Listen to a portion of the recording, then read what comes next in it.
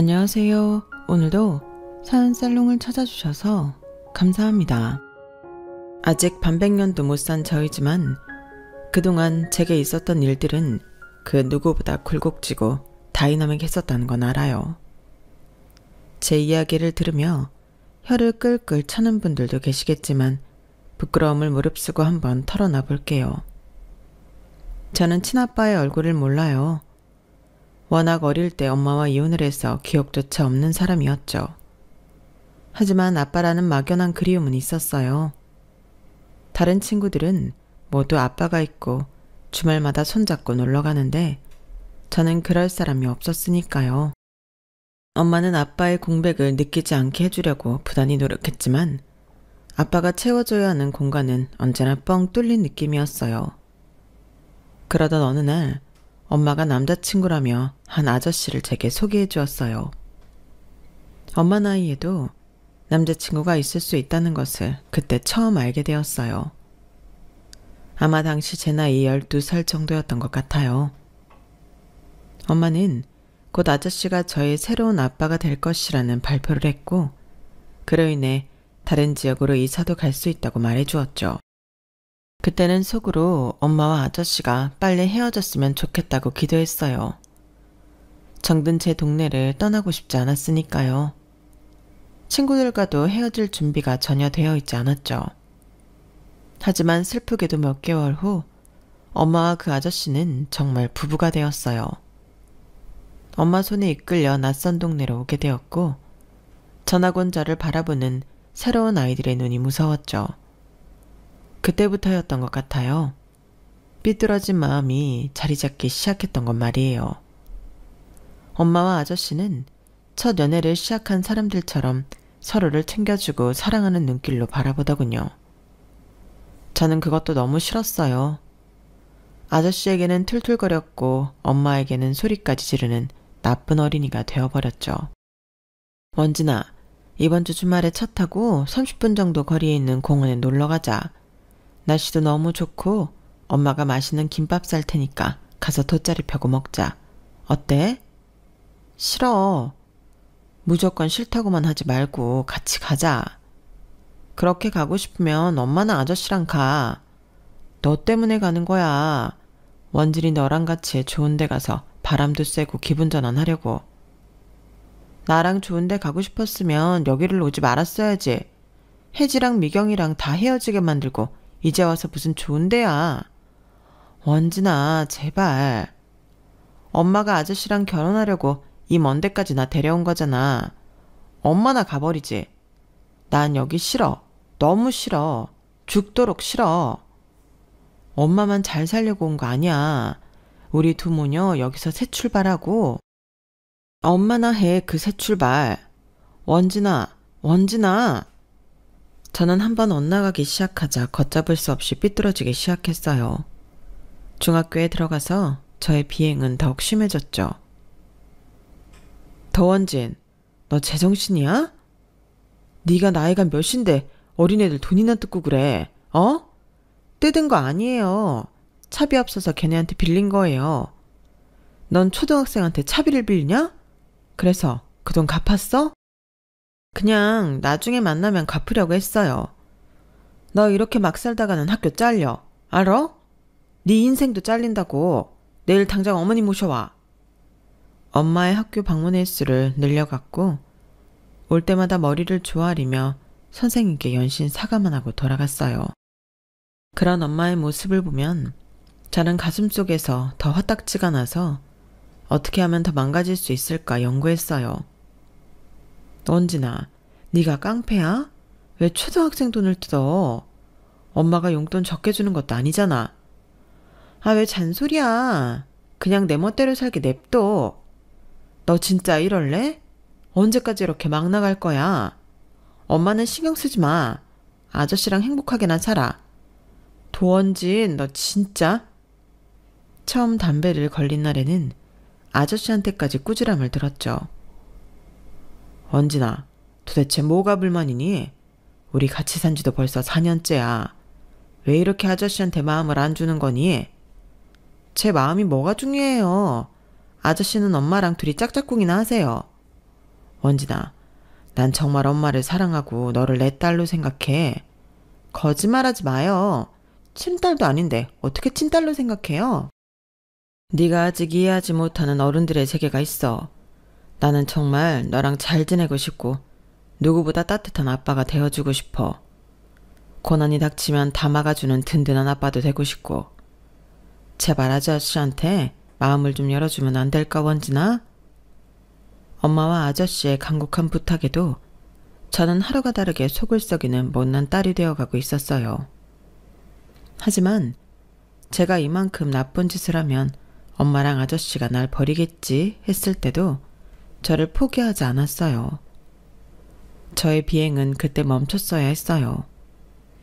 18살이 된 저는 당시 같이 어울리던 남자를 만나고 있었는데 덜컥 임신을 해버리고 만 거예요. 아이가 제 뱃속에 있어도 그게 얼마나 중요하고 대단한 건지 저희는 아무것도 모르고 있었어요. 아씨야, 박경원, 나 임신했다고 어쩔 거냐고. 진짜 맞아? 개 웃기네. 임신할 줄 누가 알았나? 장난치지 말고 배불러서 학교를 어떻게 다녀? 학교 그만두면 되지. 야, 네가 그만두는 거 아니라고 막말하냐? 아이, 도원진, 내가 애 아빠잖아. 내가 책임지면 되잖아. 뭘 이렇게 성질을 부려. 여기 담배 한 대 피고 술 한 잔 털어 넣으면서 흥분을 좀 가라앉혀봐. 어? 남자친구도 철이 너무 없어 사태의 심각성을 모르고 있었죠. 진짜 나 책임질 거야? 그렇다니까. 어떻게 책임질 건데? 뭐 어떻게든 되겠지. 술이나 한잔 우선 마시라니까. 같이 놀던 친구들 역시 제 임신 소식에 낄낄거리기 바빴고 진지함이 조금도 없던 남자친구의 책임지겠다는 말에 철없이 시간만 보내버리고 말았어요. 결국 골든타임을 놓쳤고 배는 점점 불러와 교복이 더 이상 맞지 않자 엄마가 눈치를 채게 되었어요. 원진아, 너 요즘 왜 그렇게 배만 나오니? 살 찐 거야? 살 찔 수도 있지 뭐가. 너 엄마한테 솔직히 말해봐. 도대체 무슨 일이야? 아, 뭐가? 왜 교복이 맞지 않을 정도로 배가 이렇게 나오는 거냐고? 저는 엄마 손에 이끌려 산부인과에 갔어요. 6개월이 다 되어가네요. 네? 6개월이요? 성별도 다 나왔어요. 여자아이예요. 세상에, 원진이 너 이 지경이 될 때까지 왜 아무 말도 안 했어? 엄마한테 얘기를 했어야 될 거 아니야? 말했으면 엄마가 어떻게 했을 건데? 내 인생이야, 참견하지 마. 넌 내 딸이야. 어떻게 참견을 하네. 아이를 갖는다는 게 얼마나 힘들고 어려운 일인지 알아? 왜 이렇게 될 때까지 말을 안 했어? 엄마는 그날 제 앞에서 통곡을 하며 울었고 저는 그때까지도 엄마가 쇼를 한다고 생각해 팔짱만 끼고 앉아 있었어요. 그날 저녁 엄마는 삼계탕을 끓여놓고 아저씨와 함께 식탁에 둘러앉았어요. 원진아, 얘기 들었다. 너를 비난할 생각 추호도 없다. 하지만 미리 우리에게 알려줬다면 너 혼자 이렇게 배만 키우고 있지 않았을 거 아니니? 어? 말했으면 애 지우라고 했을 거 아니에요. 뭐? 아니다. 절대 아니야. 내가 아저씨 말 어떻게 믿어요? 내가 하는 짓들은 다 병신같이 바라보면서 임신했다고 하면 당장 데려가서 수술이나 시키려고 했을 거 아니에요. 착한 척하지 마요. 도원진! 김이 모락모락 나는 삼계탕에는 손도 대지 않고 아저씨는 화가 나 집을 나갔고 엄마는 절망스럽게 고개를 떨구고 있었어요. 우선 먹어. 뭐? 그동안 너 집에서 밥 먹은 적 거의 없잖아. 엄마가 먹은 게 다 애기한테 가는 거야. 지금부터라도 영양가 있는 거 챙겨 먹어. 먹고 싶은 거 있으면 다 말하고. 그 와중에도 엄마는 제 앞으로 삼계탕과 반찬들을 밀어주며 안쓰러운 눈으로 저를 바라보았어요. 내일 그 남자의 집이랑 만나보자. 그 집 부모님은 어떻게 생각하시는지 얘기 좀 들어보자. 며칠 후 저는 엄마와 남자친구 그리고 그의 엄마 넷이 한자리에 있게 되었어요. 남자친구 엄마는 벌써 팔짱을 끼고 앉아 제게 시선도 주고 있지 않았어요. 이런 일로 뵙게 돼서 송구스럽습니다. 어쨌든 이미 벌어진 일이고 어떻게 하면 좋을지 말씀을 좀 들어보고 싶습니다. 도대체 딸 간수를 어떻게 하면 배가 저렇게 될 때까지 모르고 있어요? 세상에, 우리 경환이는 맞는 거예요? 맞다니까. 엄마는 내 말을 왜 못 믿어? 조용히 해 이놈아. 뭐가 잘났다고 주중이를 나불거려? 아주 이상한 애들이랑 어울리고 다닐 때부터 내가 다 알아봤다. 너 고작 18살이야. 그런데 애 아빠가 되겠다고? 너 그게 얼마나 힘든 건지 알아? 아, 그래서 어쩌라고. 지금 와서 애도 못 된다는데 어떡하라고. 아, 진짜 내 속만 터지지. 내가 이걸 아들놈이라고 키워갔거든. 가슴팍을 연신 치는 남자친구의 엄마가 저는 조금도 마음에 들지 않았어요. 하지만 그 당시에는 뭐에 홀렸는지 아이를 책임지겠다는 남자친구의 허풍 떠는 모습에 조금 안심이 되더군요. 지금 생각하면 눈에 뭐가 씌었던 것 같아요. 결국 저희는 정말 작은 투룸집에서 동거를 시작하게 되었어요. 둘 다 학교 졸업은 꿈도 꿀 수 없어 자퇴를 했고요. 남자친구와 살기 시작한 그 집도 엄마와 아저씨가 거의 대준 것인데 저는 고맙다는 말 한마디 하지 않았죠. 아이 엄마가 되고 누군가의 여자로 살아간다는 것보다 엄마와 아저씨가 없는 집에서 더 이상 살지 안 된다는 해방감이 더 크고 기쁘게 느껴졌어요. 남자친구는 투박했지만 제 말을 잘 들어주었어요. 뭐? 이 밤에 아이스크림? 좀 참으면 안 돼? 먹고 싶다고. 애가 먹고 싶대잖아. 아유, 임신 2번만 했다가 아주 사람 잡겠네. 알겠어, 사올게. 투덜거리면서도 제가 하는 말은 다 들어주었죠. 야, 박경원, 너 앞으로 어쩔 거야? 뭘? 아니, 가장이 된 거잖아. 어떻게든 돈을 벌어와야지. 지금 우리 엄마랑 니네 엄마가 도와주잖아. 앞으로도 계속 도와주겠냐?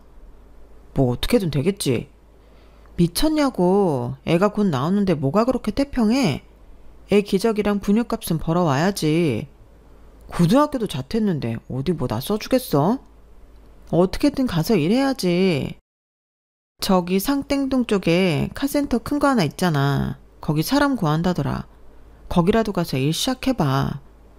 아, 무슨 카센터야. 맨날 기름 묻히고 때 묻히고 다닐 텐데. 미쳤어? 그럼 돈이 뭐 하늘에서 떨어져? 아, 카센터 진짜 싫은데. 남자친구는 싫다며 투정 부리다가도 결국에는 제 말대로 하고는 했죠. 카센터에서 운 좋게 일을 시작하게 되었어요.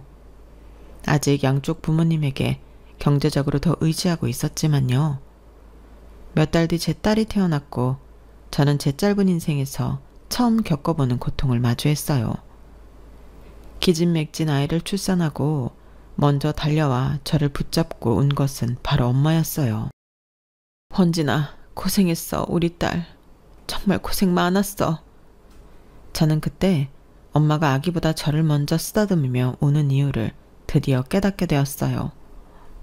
엄마, 엄마. 그제야 저는 엄마의 사랑을 깨달았고 아기를 낳는 기쁨보다 그동안 엄마에게 철없이 굴고 속만 썩였던 시간이 너무나 후회되었어요. 몸보다 마음이 아파 병원에서 내내 눈물만 흘렸죠. 제 딸은 너무 작고 소중한 천사 같았어요. 남자친구에서 남편이 된 그도 아기를 꼭 안고 기뻐하더군요. 야, 진짜 조만하지 않아? 이게 인간이야? 말도 안 돼. 개 귀여워. 박경환, 애 앞에서 말 좀 가려 해. 애가 다 들어. 아우, 이제 엄마 되셨다고 아주 달라졌다. 남의 새끼 아니고 우리 새끼야. 좋은 말만 해주라고. 알겠다, 알겠어.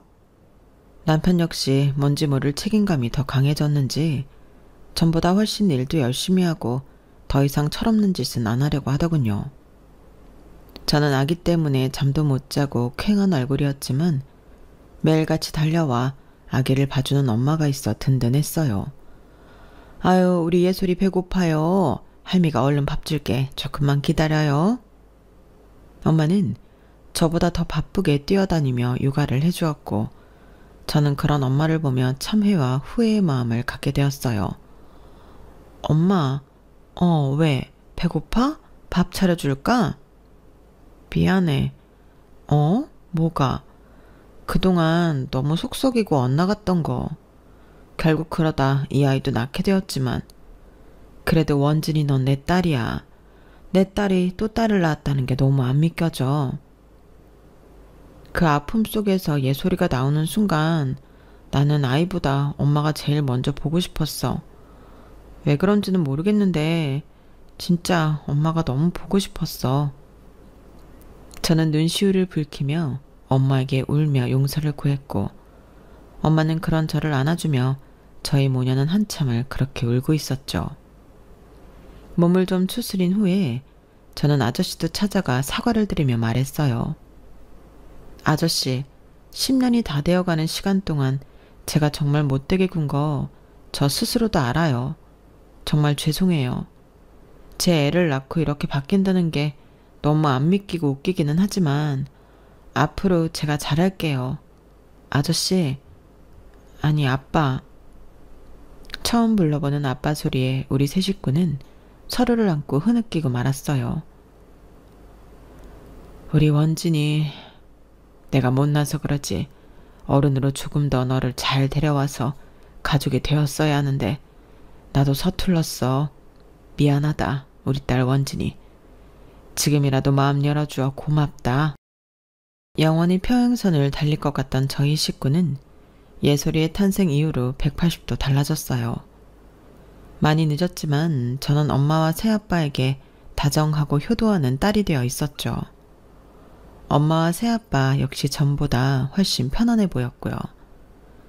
남편은 다행히 정말 성실하고 열심히 일하는 가장이 되어주었어요. 하루하루 다르게 커가는 예솔이를 볼 때면 더 힘이 솟는다며 철부지에서 벗어난 것 같이 행동하더군요. 저는 더 이상 바랄 게 없었어요. 다정한 부모님과 성실한 남편, 누구보다 소중한 내 딸까지. 남부러울 것이 아무것도 없었죠.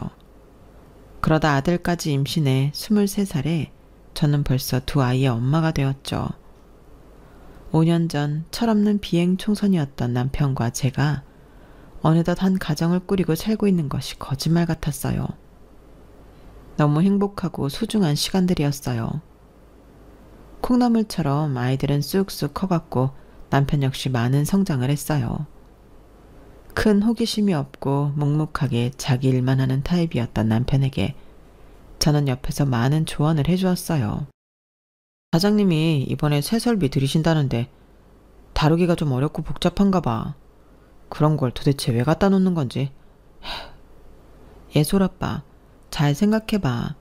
새로운 장비 도입해서 어렵더라도 잘 배워놔. 그걸 다룰 줄 아는 사람이 몇 없으면 자기 기술 가치가 더 올라가는 거잖아. 긍정적으로 생각해. 그런가? 다행히 남편은 제가 권하는 것은 망설이지 않고 다 잘 듣는 편이었고 덕분에 카센터에서도 가장 역량 높은 직원으로 손꼽히는 것 같았어요. 철부지 남자친구였던 그가 정말 성실한 가장으로 변해가는 모습이 놀라웠죠. 몇 년 뒤 사장님이 개인 사정으로 카센터를 접고 다른 지역으로 가게 되었는데 제가 남편에게 그곳을 인수해서 사업을 키워보자고 독려했어요. 남편은 살짝 두려워했지만 결국 밀고 나가기로 했죠. 초반에 가게 인수 때문에 이리저리 돈을 빌려야 해서 조금 힘들었지만 남편은 곧 모든 것을 제자리에 돌려놓더군요. 카센터를 인수한 지 8년 만에 모든 빚을 갚고 옆에 있던 3층짜리 건물까지 매수할 생각까지 하고 있었죠. 당시 저와 남편 모두 30대 초반의 나이였고 남편은 점점 성공한 사장님 소리를 들으며 어깨에 힘을 주고 다니게 되었어요. 저 역시 일찍 성공한 남편이 자랑스러웠고 대단하다고 느껴졌어요. 우리 예솔아빠 고등학교 때는 공부는 안 하고 맨날 뒷골목 가서 담배나 뻑뻑 피워대면서 술 마시던 모습은 어디 가고 이렇게 사장님 소리 들으면서 비싼 시계 차고 다닐 줄이야 누가 알았겠어. 그때 카센터 내가 인수한 게 신의 한 수였지. 지금 리모델링하는 옆 건물 있잖아. 거기 완전 외제차 덕후들이 환장할 만한 것들로 꾸며놓을 거야. 그럼 앞으로 돈 많은 손님들이 더 많이 오겠지. 돈을 깔고 앉게 생겼어. 그동안 정말 고생 많았어. 어린 나이에 아빠 되어서 열심히 일하고 애들 잘 키워줘서 고마워. 원진이 너 없었으면 나도 뭐 아직 개털이었겠지. 이래서 남자는 여자 말 들어야 한다나 봐. 하지만 우리의 행복도 채 오래가지 못했어요. 남편의 사업은 점점 속도를 내며 상승선을 탔고 주변에서 유혹의 손짓도 많이 받게 되더군요. 이번에 김민철 그 자식이 외제차 딜러 새로 시작했다고 나랑 동업하자고 하더라고. 내 쪽으로 소개 많이 해주겠다고 같이 일하자고 그러네. 예솔아빠, 민철씨 지난번에 음주운전해서 이혼당하고 재산 다 말아먹은 그 사람 아니야? 외제차고 뭐고 그런 사람이랑은 거리 두면서 지내. 걔 완전 옛날 버릇 다 고치고 새 사람 됐어. 외제차 가진 차주들이 돈을 잘 쓴단 말이야. 도움이 많이 될 것 같은데. 아무리 그래도 그 사람이랑 같이 일하는 건 좀 아닌 것 같아. 잘 생각해봐. 그렇게 위험한 거 아니래도. 남편은 자신의 성공이 뻗쳐나갈수록 더 이상 제 말에는 귀 기울이려 하지 않았어요. 오히려 잔소리를 듣고 귀찮아하기 시작했죠. 예솔아빠, 이 위스키 또 어디서 났어? 엄청 비싼 거라며. 산 거야? 야, 내가 내 돈으로 위스키 하나 못 사 먹냐? 여러 개 사서 주변 사람들 좀 나눠줬다. 왜? 뭐? 뭐하러 그렇게 돈을 써? 참 말 많네. 내가 그렇게 하겠다면 그렇게 하는 거지 뭔 참견이야. 그리고 나 내일 필드 나갈 거니까 옷이랑 준비 좀 해놔. 엊그제도 다녀왔잖아. 가게 요즘 정신 없는 것 같던데 그런 취미생활은 좀 나중에 하고 우선 가게 신경 쓰면 안 돼? 도대체 네가 뭘 안다고 그렇게 나서. 가게랑 상가 일이야 내가 다 알아서 잘하고 있다고. 이제 그렇게 주제 넘는 지적질 좀 하지 마. 알았어? 주제 넘는 지적질? 언제는 이것저것 신경 써주고 조언해줘서 고맙다며. 필요 없다고. 지금 나 잘 나가는 거 안 보이냐고. 네가 아무리 입으로 씹으려도 내가 잘못했으면 여기까지 왔겠냐? 당신이 잘못했다는 게 아니라 요즘 당신 너무 소비가 지나치고 정신이 다른 곳에 팔려있는 것 같아서 그래. 아, 답답해. 너랑 말을 말자. 말을 마. 남편은 술자리, 골프 염수 등을 핑계로 집안에 소홀하기 시작했어요. 집에 있을 때는 아이들은 본체 만체하고 게임만 하며 시간을 보냈죠. 남편이 조금씩 이상하게 변해가고 있었어요. 자기 오늘 일찍 오지? 오면 예솔이랑 진솔이 저녁 좀 챙겨줘. 나 오늘 저녁 수업 있어서 좀 늦어. 뭔 수업? 얘기했잖아. 나 내일 학원 다닌다고. 이미 시작한 지 2주나 됐어. 네가 언제 얘기했어? 내일은 무슨 내일이야. 그냥 집에서 살림이나 잘해. 애들이나 잘 키우고. 나도 이제서야 하고 싶은 거 좀 해보려고 도전한 거야. 애들도 어느 정도 컸으니까. 저녁 정도 신경 좀 써달라는 건데 그게 그렇게 어려워? 매일 그런 것도 아니고 오늘 하루뿐이잖아. 나가서 돈 벌면 아주 눈에 쌍심지를 켜고 덤비겠네. 그런 내일 배워서 어디에 써먹는다고? 당시 저는 내일에 관심이 많아 민간 자격증 취득을 도와주는 학원에 다니고 있었어요. 아이들이 조금 더 크면 저도 제 힘으로 돈을 벌고 사회생활도 하고 싶었거든요. 그런데 남편은 제가 뭘 좋아하는지도 모르고 관심도 없더군요. 저희 부부 사이의 틈이 조금씩 더 벌어지고 있었죠. 제가 하는 일에 태클 거는 것은 아무것도 아니었어요. 남편은 저희 부모님까지 툭 하면 무시하기 일쑤였죠. 이번에 아빠 생신이야. 애들이랑 같이 갈 거니까 다른 약속 잡지 마. 아, 너희 새아빠? 뭐? 갑자기 왜 그래? 갑자기 생각해보니까 친아빠도 아닌데 뭐하러 매년 생일까지 챙기나 싶어서. 친아빠 새아빠가 어딨어. 지금까지 나 잘 길러주신 분한테. 그래. 우리 원진이가 어릴 때 참 속 많이 썩혀드리긴 했지. 왜 옛날 얘기를 들먹여. 장모님도 어릴 때 좀 노셨나? 그래서 네가 그때 그렇게 환장하고 논 거였나? 야, 박경환. 갑자기 또 무슨 시비야. 우리 엄마가 논 거랑 나랑 무슨 상관이야? 뭐 유전자가 좀 영향이 있나 싶어서. 우리 예솔이 진솔이도 조심해야겠네. 엄마가 보통 양아치였어야 말이지. 나만 그랬어? 너도 생 양아치였거든? 누가 뭐래? 그래서 우리가 사고쳐서 18살에 예솔이 나왔잖아. 남편의 12조는 어디로 튈지 몰랐어요. 저와 저희 부모님까지 다 조롱하더군요. 그뿐이 아니었어요. 이번 달에 진솔이 학원 하나 더 다니고 싶대. 생활비 조금만 더 붙여줘. 내가 ATM 기계냐? 뭐 카드 나오면 돈 뺄게? 왜 이렇게 돈돈거려? 네가 벌어서 학원비 대줘. 나도 지금 내일 직원 구하는데 알아보고 있어. 그 전까지는 내가 돈 나올 데가 없잖아. 그리고 내가 쓰는 것도 아니고 애가 욕심이 나서 학원 더 다니고 싶다고 하는 건데 그걸 어떻게 잔소리하면서 할 얘기야? 다라고 뭐 찌르면 돈이 마구 나온 줄 아냐? 당신이 지난달 상가 수입 전보다 더 많았다고 좋아했잖아. 나도 다 돈 쓸 때 있거든? 그렇게 당연하게 내 돈 가져가려고 하지 말라고. 남편은 급기야 애들에게 쓰는 돈까지 아까워하기 시작했어요. 전 곧 그 이유를 알게 되었어요. 남편에게 다른 여자가 생겼던 거예요. 남편은 그녀에게 차도 한 대 뽑아준 것 같더군요. 속이 뒤집히고 열이 올랐어요. 이제 돈 벌고 떵떵거리면서 살게 되니까 다른 여자를 만나? 애들한테 부끄럽지도 않나.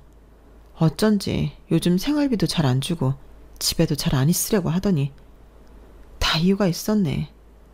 그 여자한테 갖다 바치느라고 나랑 애들한테 주는 돈은 줄이를 틀었었구나. 당시 저는 한 네일샵에 직원으로 들어가 막 일을 하기 시작한 상태였고 가정사 때문에 제 일에 지장을 줄 수 없어 이중으로 스트레스가 쌓이고 있는 상태였어요. 어디 가서 하소연도 못하고 혼자 속을 썩고 있었죠. 나쁜 일은 겹쳐서 온다는 것이 맞나 봐요. 얼마 뒤 새아빠가 병으로 세상을 등지고 말았어요. 예솔이와 진솔이를 키우며 부모의 사랑을 깨달은 저는 새아빠와 정말 부녀지간처럼 잘 지냈고 많은 정이 들었었죠.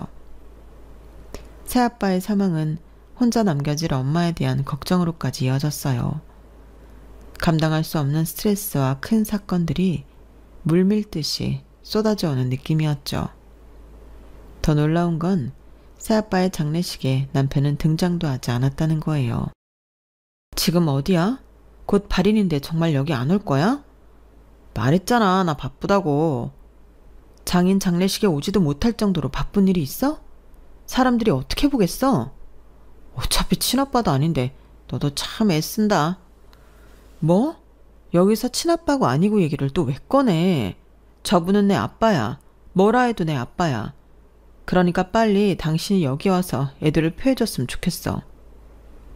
남편은 결국 장례가 끝날 때까지 얼굴을 비추지 않았고 저는 그때 다짐을 했죠. 내색은 하지 않았지만 엄마도 이 상황 많이 당황스러운 것 같았어요. 저는 더 이상 할 변명도 없었죠. 엄마, 예솔 오빠 지금 다른 여자 있어. 돈 잘 벌고 잘 나가니까 지금 제정신 아니야. 사치도 어마무시하게 하고 게임머니, 주식 투자, 코인까지 위험한 건 다 하고 살아. 내가 아무리 말려도 자기 돈 잘 번다면서 이제 내 말 귓등으로도 안 들으려고. 이번에 아빠 장례식에 안 온 것도 일부러 안 온 게 틀림없어. 아무래도 나 애아빠랑 헤어져야 할 것 같아. 아, 그렇게 착하고 성실하던 박서방이 왜 그렇게 된 거니? 모르겠어. 그런데 결론은 변했어, 그 사람. 그것도 완전히 다른 사람으로. 애들 때문에 아주 조금 더 참아볼까 하면서 살았는데 이제는 더 이상 안 되겠어. 얼마 되진 않았지만 나도 네일샵에서 일 시작했고 애들도 다 커서 괜찮아. 나 이혼할게. 엄마는 아빠의 장례 이후 갑자기 닥친 제 이혼 이야기까지 심란하고 답답한 모습을 숨기지 못하였어요.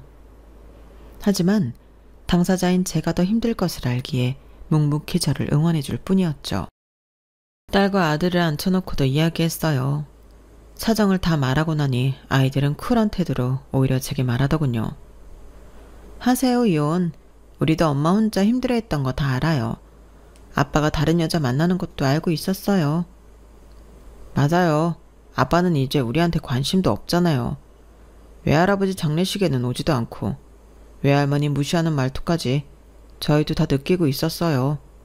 저희는 엄마 편이에요. 너무 미안하고 엄마가 할 말이 없어. 좋은 어른의 모습을 보여줬어야 하는데 너희한테 가장 미안해. 엄마가 아빠랑 이혼하고 너희가 엄마랑 살면 지금처럼 이런 생활 누리기는 좀 어려울 거야. 그래도 괜찮니? 괜찮아요. 이런 거 다 필요 없어요. 고맙게도 아이들 역시 제 편에 서주었고 남편과 순조롭게 이혼하는 일만 남게 되었죠. 저는 한 달 넘게 이것저것 많이 알아보고 다녔어요. 무조건 아무 생각 없이 그 집에서 나오면 저뿐만 아니라 아이들까지 고생할 것이 뻔했죠. 저희 셋과 엄마까지 4명이 살 수 있는 집도 알아보고 네일샵 일도 더 열심히 해서 페이를 올릴 수 있는 방법도 알아보았어요. 알아만 본다고 해결되는 것은 없지만 유비무환이라고 조금 든든한 마음이 생기더군요. 며칠 뒤 엄마의 72번째 생일이 돌아오는 날이었어요. 우연찮게도 저희 엄마와 시어머니의 생신이 같은 날이었고 그동안 엄마의 생신은 항상 뒷전이었던 느낌이라 죄스러운 마음이었죠. 이제는 누구보다 엄마의 생신을 먼저 챙길 수 있게 된 것이 기뻤어요.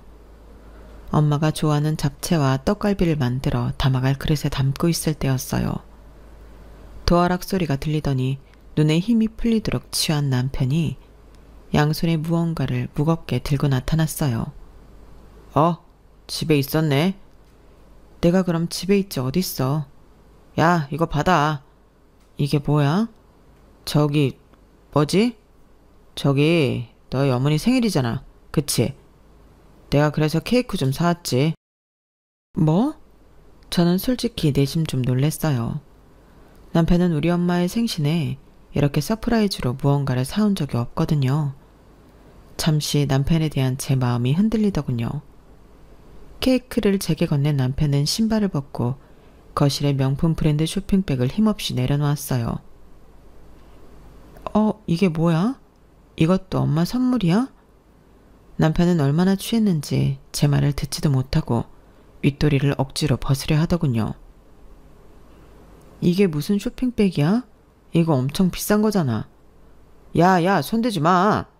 뭐? 이거 네 거 아니야. 니네 어머니 것도 아니고. 그럼 누구 건데? 우리 엄마. 뭐라고? 지금 장모님한테는 다 흐트러진 케이크 갖다 주라고 그러고 당신 엄마한테는 이 비싼 백을 선물로 준다고? 돈은 내가 벌지 네가 버냐? 그리고 부모도 급에 맞게 선물을 받아야지. 우리 엄마랑 니네 엄마랑 같냐? 혀가 꼬부라지다 못해 말려 들어가는 발음으로 남편은 못된 말을 내뱉더군요. 급? 박경환, 네가 언제부터 급 따졌어? 그래서 우리 집은 너랑 급이 안 맞는다? 참나, 돈 잘 벌고 다들 네 앞에서 굽신거리니까 평생 잘 나갈 것 같아? 앞으로 너 혼자 잘해봐라. 난 애들이랑 이 집에서 나갈게. 이혼해. 이혼? 누가 무섭대. 해라 해 이혼. 나 너 말고도 나 좋다는 여자애들이 줄을 섰어. 걔네한테 줄 돈은 있어도 도원진, 내가 너한테 줄 돈은 없다. 알몸으로 나가. 술에 취해 너무 흔들어서 형체도 알아보기 힘든 케이크를 그에게 던지고 저는 짐을 챙겨 나왔어요. 남편은 그 상태로 잠이 들었는지 나중에 아이들이 나올 때까지 거실에 엎어져 자고 있었다고 하더군요. 그게 그 사람과 마지막이었어요. 이혼은 순탄치 않았지만 제가 아이 둘을 다 데리고 간다는 조건에 한 달의 일정 양육비를 받기로 했죠. 이혼이 결정난 후에도 그 사람은 제게 손깍질을 하며 못난 말만 하고 끝내더군요. 애들 성인 될 날 얼마 안 남았다. 양육비도 그때까지만이야. 알겠어? 애들 크면 이제 한 푼도 너한테 돈 보내는 일은 없을 거다. 저는 전에 미리 봐두었던 작은 집에 엄마까지 모시고 와서 아이들과 함께 살기 시작했어요. 아이들에게 좋은 환경을 제공해주지 못해 죄책감이 들었지만 저런 아빠 밑에서 크는 것보다는 훨씬 나을 거라 다독이며 앞으로 살 것에 대해 더 고민을 하게 되었어요. 새 집으로 이사 온 지 6개월이 지났고 다행히 착한 제 아이들은 잘 적응해 주었어요. 이제부터는 제가 가장이 되었다는 책임감에 네일샵에서는 굳은 일 마다하지 않고 했고, 이런저를 잘 봐주신 사장님과 사이도 좋았죠. 어느 날 엄마가 저를 불러 조용히 통장 하나를 내밀었어요. 엄마, 이게 뭐야? 돈이야. 어? 무슨 돈? 저는 통장을 열어보고 제 눈을 몇 번이나 씻어가며 액수를 세보았어요. 1, 10, 100, 1000만, 10만, 100만, 1000만, 억, 10억, 15억? 엄마, 15억이 맞아? 지금 내가 잘못 본 거 아니지? 15억 맞아. 이렇게 큰 돈이 어디서 났어? 이거 다 넣어주려고. 뭐? 15억을? 왜? 아니, 이 돈 어디서 나온 거야? 어? 엄마는 흥분한 저를 다독이며 차근차근 이야기해 주었어요. 아빠가 돌아가시기 몇 년 전에 들었던 사망보험이 있었거든. 그거 보험료도 부담되고 해서 내가 들지 말라고 엄청 말렸었는데, 아빠는 이렇게 될 줄 알고 있었는지 나중에 자기가 먼저 가면 원진이한테 그동안 아무것도 해준 게 없어서 이런 거라도 남겨주고 싶었다면서 가입하더라. 그중에서 사실 11억이 보험금이고 나머지 4억 정도는 아빠랑 엄마가 일하면서 모은 거야. 저는 아빠 소리에 눈물부터 터져나왔어요. 아빠가 날 위해 들어놓은 사망보험금이라고? 엄마랑 결혼하고 널 데려오면서부터 항상 너에게 마음에 빚이 있었대. 혹시라도 친아빠가 아니라서 네가 더 삐뚤게 나가는 것 같아서 바로 잡아보려고 노력도 많이 했지만 마음처럼 되진 않았지. 그래도 네가 예솔이 낳고 달라져줘서 우리가 얼마나 기뻤는지 몰라. 엄마도 좋았지만 아빠가 특히나. 드디어 원진이 네가 자신을 아빠로 생각해주는 것에 대해 울면서 기뻐했어. 너한테 티는 못 내고. 아빠. 물론 이 보험금 수령은 엄마가 했지만 원래 주려고 했던 대상 자체가 너였어.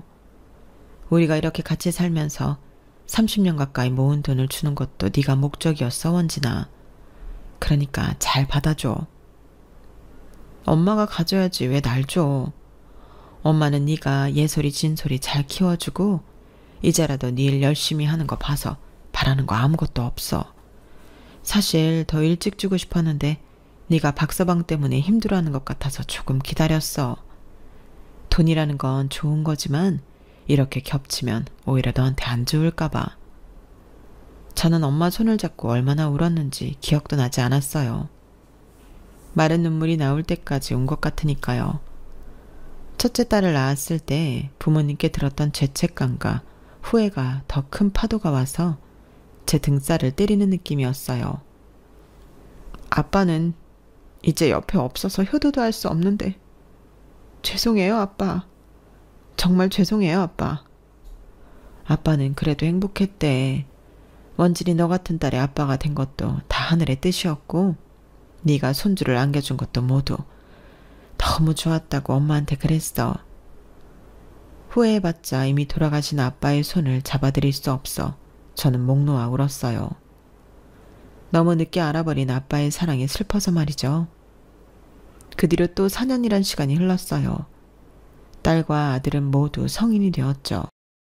딸은 공부를 좋아해서 좋은 대학교에 진학했고 아들은 체육 쪽에 관심이 많고 좋아해서 운동선수로 미래를 결정했어요.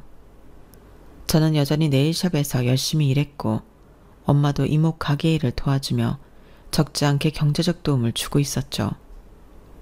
통장 안에 15억은 나름 재테크도 잘하고 굴려 2억 정도 더 불려놓았어요. 통장 잔고를 볼 때마다 뿌듯하고 기분이 좋았어요. 깊고 어두운 터널을 지나는 듯 좋은 일들은 또 한꺼번에 몰려오더군요. 엄마와 아이들과 긴 논의 끝에 저희는 건물 하나를 사서 새로 시작하기로 했어요. 꿈에만 그리던 제 네일샵을 차리기로 한 거죠. 여러 부동산 업자들을 만나서 발품을 팔아 마음에 드는 건물들을 보고 다녔어요. 여기 이 상가입니다. 작아 보이지만 실제로 내부의 평수도 아주 잘 빠졌고 주변 상권도 좋습니다. 어, 여기는? 원진아, 여기 전에 그 건물 아니니? 진짜네? 예솔아빠 상가. 아직 사업 잘하고 있는 줄 알았더니 왜 매물로 내놨지? 더 좋은 소식은 경매로 싸게 사실 수 있다는 겁니다.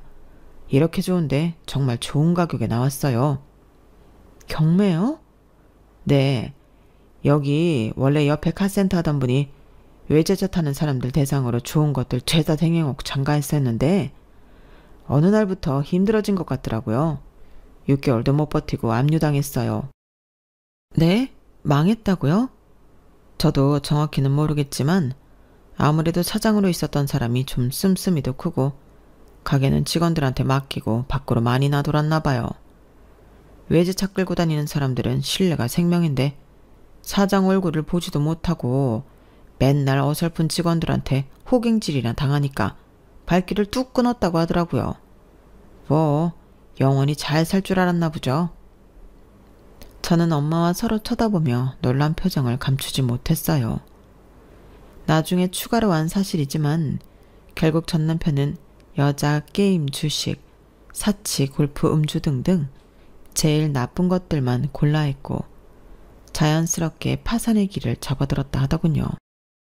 더 놀라운 것은 그이가 자신의 어머니에게 생신 선물로 준 정말 비싼 명품백마저 전당포에 맡기고도 찾아가지 못할 정도로 돈이 궁했었다고 해요. 참, 무서워야 할지 울어야 할지 모르겠더군요. 어쨌든 저와 엄마는 그 건물을 소유하게 되었고 1층에 제 네일샵 외에도 2층과 3층에 뷰티 관련 샵으로 오픈해 손님들의 발길이 끊이지를 않는답니다. 벼는 익을수록 고개를 숙인다는 옛말이 틀리지 않은가 봐요. 저는 언제나 겸손하게 살기로 다시 한번 다짐했어요. 여기까지가 제 사연입니다. 앞으로도 잘 살라고 응원해주세요. 여러분도 항상 건강하시고 부자 되시고요. 여러분의 사연에 댓글에 응원과 현명한 조언 부탁드려요. 좋아요와 구독은 저에게 큰 힘이 됩니다. 오늘도 좋은 일 가득하세요.